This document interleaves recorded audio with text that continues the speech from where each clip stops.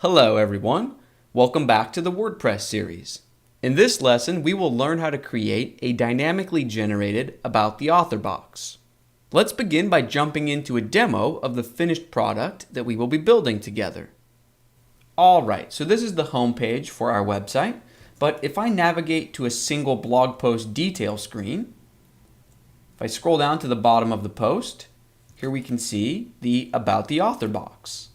So this pulls in an avatar for the user as well as their name, also a bit of biography text, 3 of their other most recent posts, and then a button to view all posts by that author. Now I must admit, if your website only has one author, then this feature won't seem very cool, because you could just hard code all of this content in your theme files. But if your website has multiple authors, I think this is pretty neat. So check this out. If we go back to the home page, and click on one of these blog posts. So I will click on Eating Grass is Nice. Now we see that the About the Author box is for Kitty Doe. Here's her biography text, and here's a link to her only other blog post. So you get the idea. The About the Author box pulls in info about the author of the current post you're viewing. Now behind the scenes, I just reset my theme files to the state they were in at the very end of our previous lesson, so you and I are now on the same page. At this point, let's begin working together to add back in the dynamic About the Author box. So let's jump over to our text editors, and within our theme folder, let's open up content-single.php. Let's scroll down to the bottom of the file, and right below this the content line, let's add a few new lines, and let's create a new div. Let's give it a class of About Author. Within this new div, we are going to want 2 columns, one column for the avatar and one column for the text content. So let's create a subdiv with a class of About Author Image. And let's create another div with a class of About Author Text. And within this About Author Text div, let's add a heading level 3, which will read About the Author. Let's go ahead and save this file and refresh in the browser. So here's the new HTML that we just added. Let's go ahead and style it a bit with CSS. So back in our text editor, let's jump into style.css. Let's scroll down to the very bottom of this CSS file, and let's create a new comment to stay organized. Let's say About the Author section. First, let's select the entire About the Author box and give it a background color. So it had a class of About Author. Let's give it a really light gray background. So background color, #, and then ed. Let's also give it a bit of padding. So padding 20 pixels in all 4 directions. Let's see how that looks. That looks a bit better. Next, let's add the 2-column layout. So let's create a new rule that targets the About Author Image div. So this will be the first column. Let's float it to the left and give it a width of 28%. And let's also set up the second column, the text column. So it had a class of About Author Text. Let's float it to the right and give it a width of 68%. Now if we were floating both children divs of the parent div, we want to make sure that the parent div clears the floats. So back in our HTML, or I should say our PHP file, let's give this main About Author div a second class of clearfix. So now if we check things out in the browser, we see the beginnings of a 2-column layout. Alright, that's enough CSS for now. Let's change gears and begin writing PHP to actually output the current author's image and their text content. But before we do that, let's first talk about user accounts in WordPress. So if we jump to the admin dashboard and click on users in the sidebar, we can see that my example site only has 2 users, in this case 2 authors, but obviously on your WordPress site you can create as many users as you'd like. So if you want to let your friends, family, or coworkers create posts, you just create a new user account for them based on their email address. But back to the task at hand. we want to see where we are pulling author information from. So for example, if I click on Kitty Doe, this nickname field is the name that we will want to display on the front end. And if I scroll down, here we see the biography text that we will want to echo out. And here's the user avatar we want to display. Now you don't actually upload your avatar directly in WordPress. Instead, you need to create an account on a website named Gravatar, which stands for Globally Recognized Avatar. And then WordPress will look up your user account avatar by searching the Gravatar service for your matching email address. I definitely recommend taking a couple of minutes to set up a Gravatar account.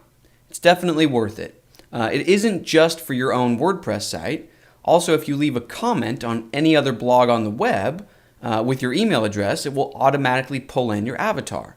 Also, GitHub, Stack Overflow, and Discuss can also pull in your photo based on your email. But let's get back on track. So now that we know where author information is being pulled from, let's jump back into our theme files and write PHP to finish our About the Author box. So within our content single PHP file, let's begin by outputting the Gravatar image within our About Author image div. So within this div, let's drop into PHP. And we want to echo out the contents of a function that WordPress offers us named getAvatar. We will provide this function with two arguments. The first is the ID for the user or author that we want to look up. So to find the ID of the author of the current post, we can use a function named getTheAuthorMeta, and we are interested in the ID. So that's the first argument that we will pass the getAvatar function. But let's add a comma here because we will also provide it a second argument where we specify the size of the image that we want it to return. So we could say 100 pixels or 200 pixels, but let's go with the max value of 512 so the image will be as sharp as possible. And now if we save this and check out the browser, here's our Gravatar. Now I think it would look nice if we overlaid the WordPress user account name on top of the very bottom of the photo here. So back in our PHP, underneath this image line, let's create a paragraph, and within it, let's drop into PHP. And let's echo out the contents of getTheAuthorMeta, and we are interested in their nickname. So if I save that, we see that it outputs their nickname of Kitty Doe. So now let's just use CSS to position this so that it sits on top of the bottom of the image. So in our text editor, let's jump into style.css. And beneath this rule for the image div, let's create a new rule that selects the paragraph element within that div. So about author image P. Let's tell it to be positioned absolutely, and it should sit at the very bottom edge. And let's also tell it to be full width, so left 0, right 0. Let's also give it a transparent black background, so background color, RGBA, 000 gives us black, and let's say that it should be partially transparent. Let's go with 0.5. Let's give it a bit of vertical padding, so padding maybe 4 pixels vertically, and we don't need any horizontal padding. Let's tell the text itself to be aligned in the center, so text align center. Let's also make the text bold, so font weight bold. And why don't we give the text a subtle shadow, so text shadow. Let's go with 1 pixel offset and 1 pixel blur, RGBA to create black, and then let's tell it to be 85% visible. Let's say that the text itself should be white, so it's easy to read on the black background. And let's also zero out any margins that this paragraph element would have, so margin 0.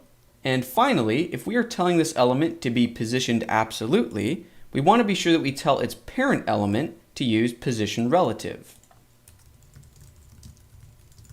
So that way our name paragraph will be positioned in relation to its parent instead of the entire page. So let's see what this looks like. That looks pretty good. But if you zoom in really closely, you can see that there's maybe a 3 pixel gap where the paragraph is positioned lower than the image. Now if we want that to align perfectly, we just need to tell the image to be a block level element. So within our CSS, let's create a selector that targets the actual IMG image element and just say display block. Now let me zoom in really closely, and when I refresh, we see that the bottom edge is now perfectly aligned.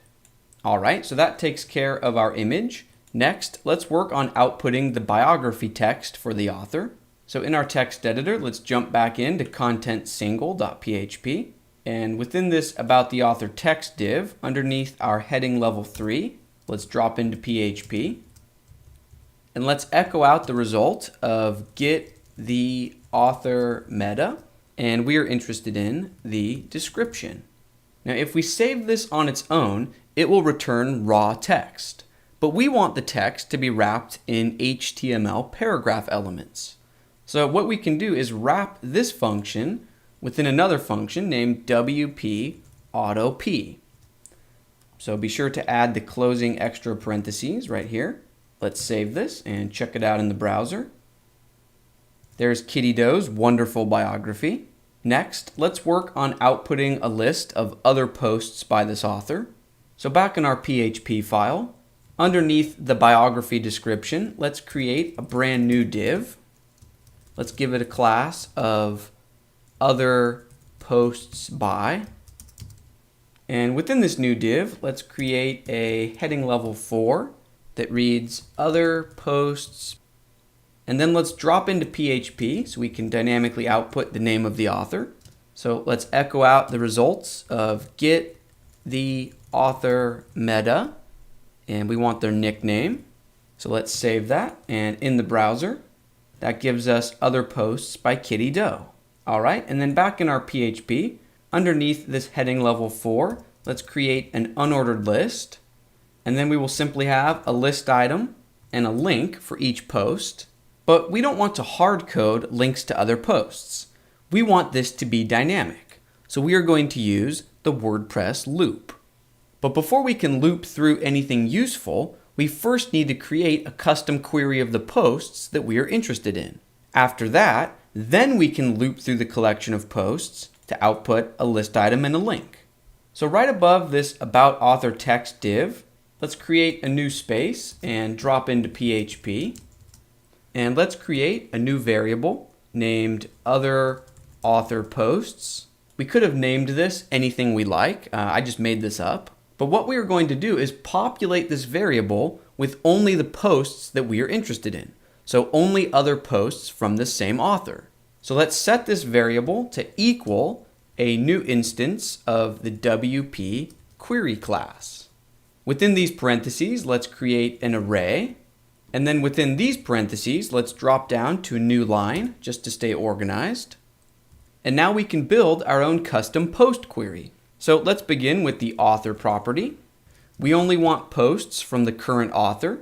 So get the author meta, and we want the ID. Let's also say that there should only be 3 posts at the maximum. So let's set the posts per page property. Let's set it to 3. And that's all we need for the custom query at the moment. Let's be sure to add a semicolon after these closing parentheses. And now, within our unordered list, we can simply loop through the results of our custom query. So below this opening unordered list line, let's drop into PHP. And let's use a while loop. So while, and let's say while our custom query of posts. So remember the variable name was other author posts. Let's say while that collection still has posts to loop through. So this method of have posts will evaluate to true if there are still more posts to loop through. So while this is the case, while there are still posts to loop through, we'll open up a pair of curly brackets. And within here, we'll do something once for each post. The first thing we want to do is get the data for that particular post ready to be used. So to do that, we can begin with our variable, other author posts, and it has a method named the post, which will get the relevant data ready. So at this point, we are ready to drop out of PHP and begin outputting dynamic HTML. So at the end of this line, let's drop out of PHP. And then on this line where we end the curly bracket, we can drop back into PHP. And then let's cut and paste our list item line so that it sits in between these two lines. So let's paste it in. And now we just need to output the permalink and the post title. So within the href attribute, let's drop into PHP. And we can use the permalink function to give us the URL. And then within the A tag, we just want to output the title of each post. So drop into PHP again, and we can use the title function. Let's save this and check it out in the browser. Looks good. But notice we are currently viewing the eating grass is nice post, so it doesn't really make sense to include that post in the other posts list. So to fix that, all we need to do is jump into our PHP, and up here when we are creating that custom query, let's just add on another property named post underscore underscore not underscore in, and this will let us exclude certain post IDs from the results of this search query. So this property is expecting an array of post IDs, and we just need to post it the ID of the current post. So to do that, we can use a function named getTheID. So let's save this and refresh the page. Perfect. So because we are currently viewing the eating grass is nice post, it doesn't show up in the other post list. So the Kitty Doe author only has 2 total posts, but what if an author only had 1 total post? In that case, we wouldn't want to display this other posts section at all. So to account for that possibility, we can wrap this entire div within an if statement. So back in our PHP, here is where the other posts by div begins. So right above that, let's drop into PHP, and let's say only if our other author posts variable, only if that custom query actually has posts. So we can use a method, have posts. So only if this evaluates to true do we want to display any of this content. So to begin the body of the if statement, let's open up a curly bracket here, and then let's find the closing div tag for this div. So let's scroll down a bit. Here it is. So right below that, let's drop into PHP and close out the if bracket, and then drop back out of PHP. Also, once we're done using our custom query, it's a good practice to reset the WordPress post data back to the natural state that it was in before our custom query overrode it. So remember that typically WordPress decides which data to query based on the current URL, not our own custom query. So to reset the post data back to normal, after this closing curly bracket, while we are still in PHP, we can simply run a function named wp reset post data. So things are working well for Kitty Doe because she only has 2 total posts. But if we visit a post by a different author, so this post, for example, this is by a different author who has more than 3 total posts. So in this case, it would probably be helpful to include a button or link here that reads View all posts by this author. So let's set that up. Let's jump back into our PHP. Let's scroll down a bit. Let's drop down to a new line. Let's create a link element. To fill out the href URL, we will want to drop into PHP. And let's echo out the results of get author posts URL. And we simply pass this function a user ID, and it will return a URL to the full author archives link. So to get the current author's ID number, we can use the get the author meta function, and we're looking for the ID. All right, and we want the actual text of this link that users click on to read view all posts by, and then we'll output the user's name. So drop into PHP, and then just echo out get the author meta, and we want their nickname. And while we're at it, why don't we give this link element a class so it looks like a button? We can reuse CSS that we once wrote for our homepage buttons. So let's give it a class of button A, and let's see how this looks in the browser. Perfect. So view all posts by Brad, and if we click it, it takes us to an author archive screen. But if we go back to one of Kitty Doe's posts, you'll notice that it doesn't make sense to include this full author archives link for authors that don't have more than 3 other posts to display. So with that in mind, let's jump back into our PHP and let's wrap this link within an if statement. So let's drop into PHP right above it. And let's say only if the current author has more than 3 posts do we want to display this. So we can use a function named count user posts, and we just feed this function the ID of the current author. So get the author meta, and we want the ID. So only if that value is greater than 3 do we want to display this link. So then we just open up a curly bracket, we close out PHP here, and then right after this link, let's drop into PHP, close out the if statement curly bracket, and then drop out of PHP.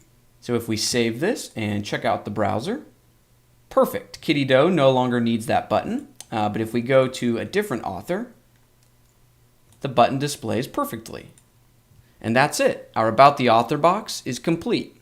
I won't bore you with the CSS that makes the other posts section look a bit nicer. If you're interested in the CSS I used for that, you can always download the zip file with the source code of our finished product. That link's in the description. And that's going to bring this lesson to a close. Thank you so much for watching. I hope you feel like you learned something. And in our next lesson, we'll take a quick break from WordPress and take a look at a few raw JavaScript without jQuery techniques, and also a few relatively modern CSS layout tricks. So take care, and I will see you in another new video next Tuesday.